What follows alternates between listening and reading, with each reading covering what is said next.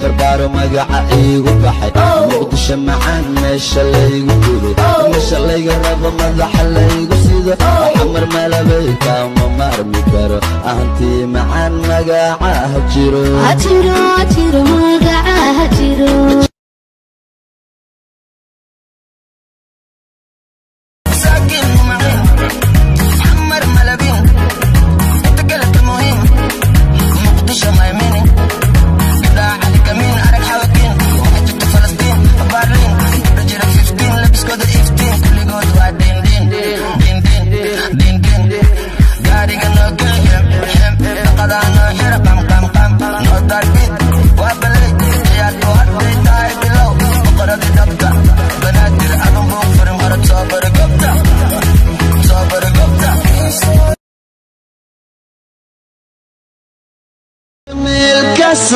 وجد مالك حرسة وجد مالك بالنساء شمالك قاري دونتا